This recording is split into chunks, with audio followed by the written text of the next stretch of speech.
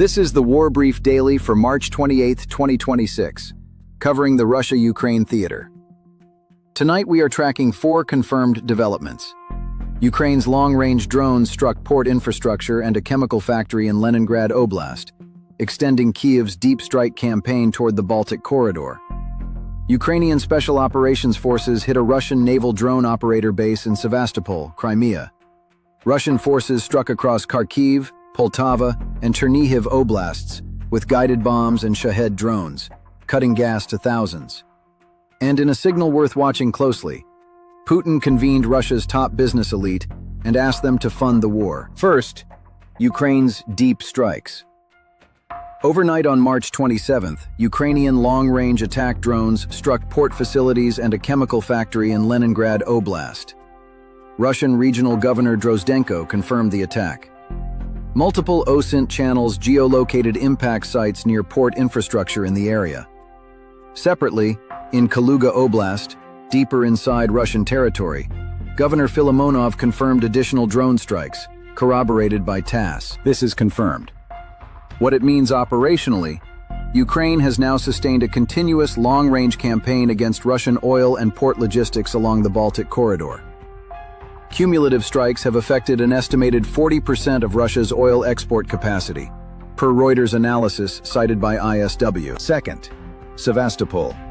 Ukraine's Special Operations Forces published a confirmed strike against a Russian naval drone operator base in Sevastopol. Confirmed via the official Ukrainian soft channel and corroborated by Suspilny Media's Crimea bureau. Ukraine is now targeting Russia's drone warfare infrastructure directly in occupied territory, the same program Russia uses to threaten Black Sea shipping. Third, Russian strikes on Ukrainian territory.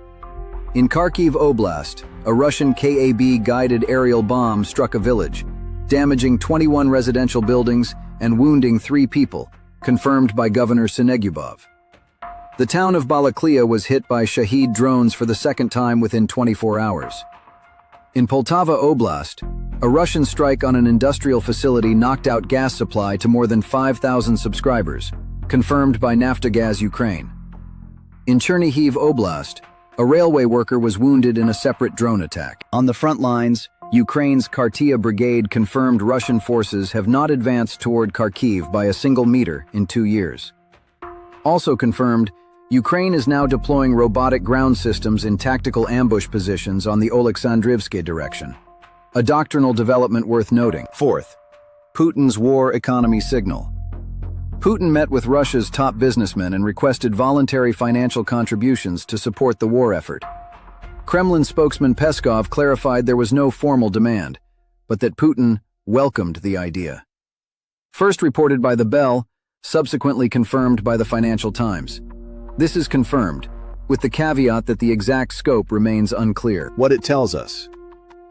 Russia has mobilized approximately 1.5 million personnel and absorbed an estimated 1.2 million killed, wounded, and missing since February 2022. ISW analysts assess this fits a documented Kremlin pattern of demanding greater sacrifices from economic elites as the fiscal burden deepens. It is a war economy inflection point. On the diplomatic front, President Zelensky met with Saudi Crown Prince Mohammed bin Salman. Saudi Arabia has increasingly positioned itself as a potential ceasefire facilitator. No specific outcomes were announced. Here is what to watch over the next cycle. Monitor satellite imagery for confirmed damage at the Leningrad Oblast port and chemical factory targets. Watch for Russian retaliatory action following the Sevastopol SOF operation. Track ground tempo on the Kostyantynivka axis. Ukrainian commanders have noted they are waiting for spring thaw conditions before major armored movement resumes, and that window is approaching. And watch for any ceasefire framework signals following the Zelensky MBS meeting. That is your War Brief Daily for March 28, 2026. Stay with us.